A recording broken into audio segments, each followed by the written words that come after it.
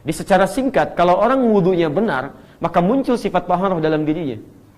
Mohon maaf, bukan cuma membersihkan aspek yang luarnya saja. Antum kalau cuma wudu, bersih-bersih luarnya, jangankan antum, non-muslim pun bisa mengerjakan itu. Mereka mandi, bersih juga. Tapi ada perbedaan antara orang wudu dengan orang yang tidak wudu. Orang yang wudu, kata Nabi, lihat isyaratnya.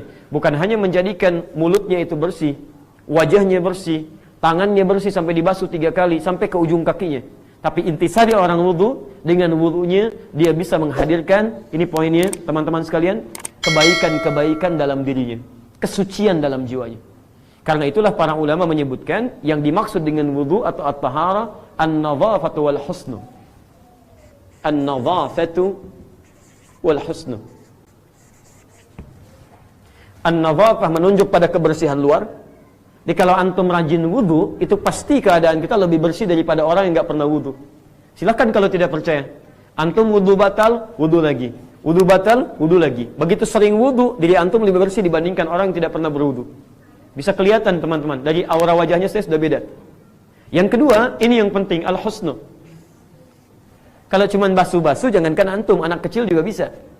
Ya, tapi perbedaan antara orang yang wudunya benar dan yang belum benar dalam wudunya, maka dengan wudu itu menghasilkan sifat husnun.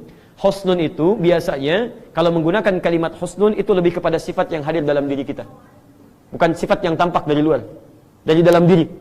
Kemudian, sifat-sifat dalam diri itu disalurkan lewat anggota tubuh kita sehingga jadi perilaku. Misal, maaf, karena punya sifat yang suci tadi dalam dirinya sehingga tidak punya nilai-nilai kotor dalam hatinya, maka yang muncul yang baik-baik. Orang mencela karena dia tidak punya kosakata celaan, yang keluar yang baik-baik. Ya, matanya menatap dengan baik, kalimat lisannya jadi senyuman, tangannya bisa memberi dengan yang baik, kakinya tidak melangkah pada maksiat.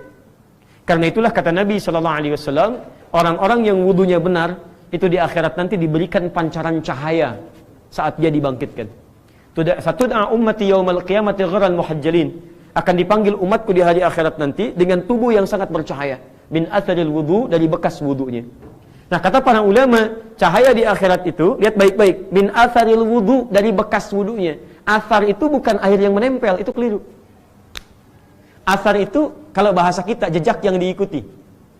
Misal saya berjalan nih, ya, kemudian antum temukan jejak saya.